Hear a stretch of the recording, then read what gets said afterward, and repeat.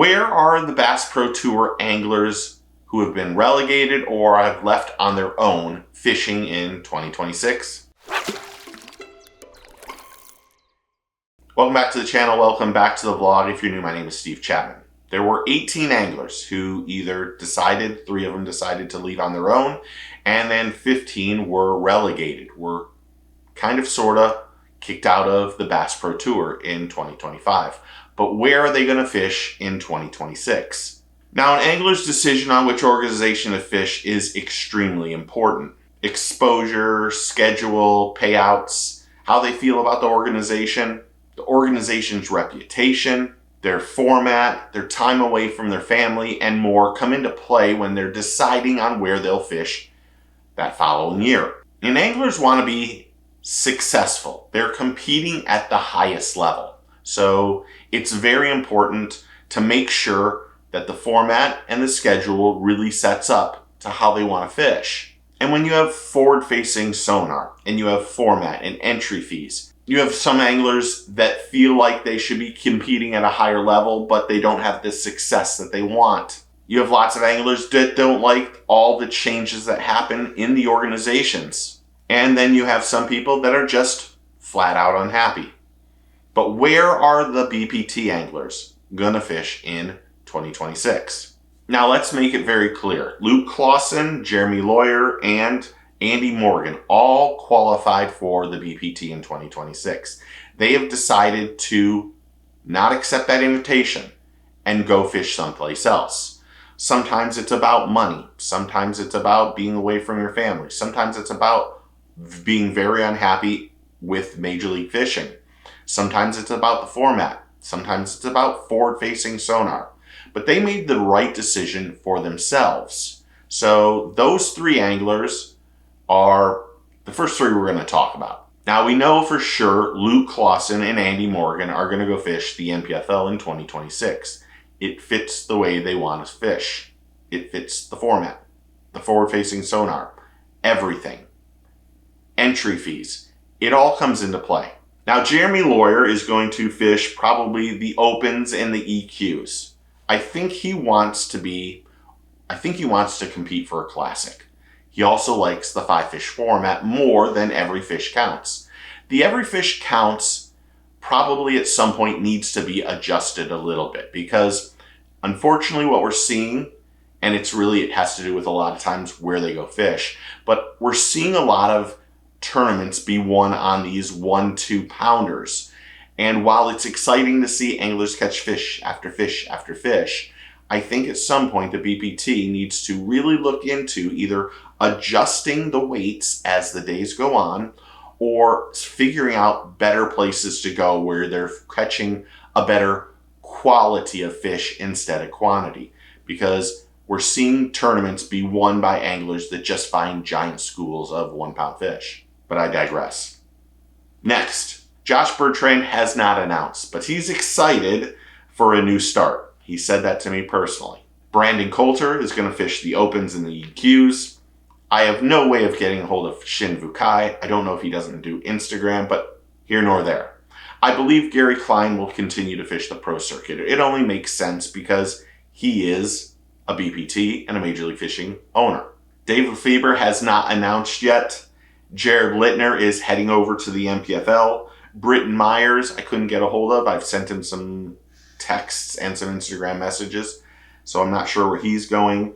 Keith Pouchet was going to fish the MPFL. I'm hearing he's not fishing the MPFL for a rules change, but he's going to fish someplace and probably pretty successful. To be honest, Keith is one of the anglers that I'm really surprised didn't requalify. Keith had an absolutely fantastic 2025 season.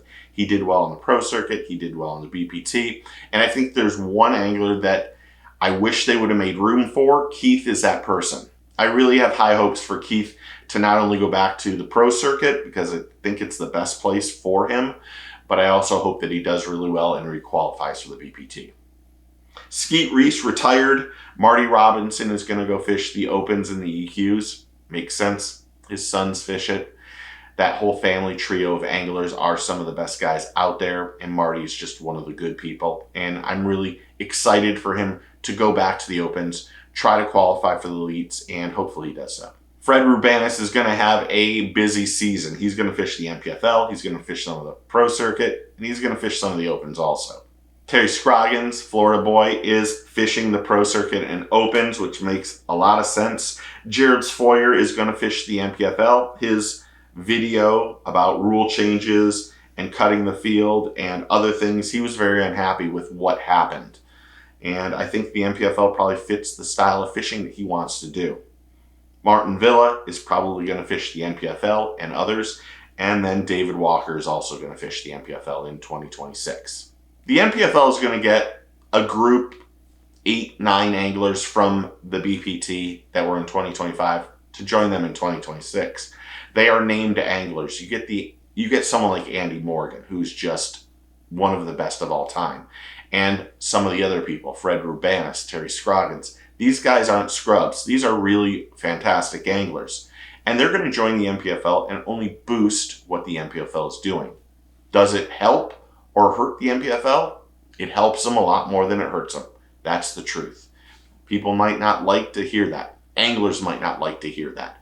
But the more eyes the MPFL has, the better they can do sponsors and do everything else that they want to do for the anglers. And NPFL will get an influx of some elite anglers too. I'm hearing there's several elite anglers that probably won't join in 2026 because they just don't feel like they're getting paid enough. And NPFL needs to make sure that they do something about their payouts as soon as possible, because you want the anglers to make money. It costs $5,200 to be in that league every tournament. So you're out $31,200 right off the bat. But again, these anglers are willing to gamble on themselves. They're willing to put their money down and say, I can compete and have that opportunity for a chance to win $100,000. But we'll continue with the list and find out where anglers are going and what the roster will look like for the MPFL and the elites, because we should hear about that one fairly soon too. And maybe even we'll hear some more people that are joining Dual Threat, which is a viable option that a lot of anglers would like to have that chance to be in. And I do agree. Are you surprised by any of the anglers going to the pro circuit or the MPFL or fishing the Opens? And if so, which ones? Where would you like to see some of your favorite traditional anglers go fish? Is the best option NPFL, or is the best option going to the pro circuit where the money's better? What would you think is the most important thing? Is brand, schedule, organization? What's the most important thing you believe the anglers should be looking at that they might not look at in terms of where they should fish for 2026? Comment below and tell me what you think. Thanks to all the new subscribers and members and everyone who's interactive on the channel. I really do appreciate it. It's a humbling experience, and I'm just amazed by what we've done over since last April, when we got really motivated. And I thank that person. Not really, but I guess so.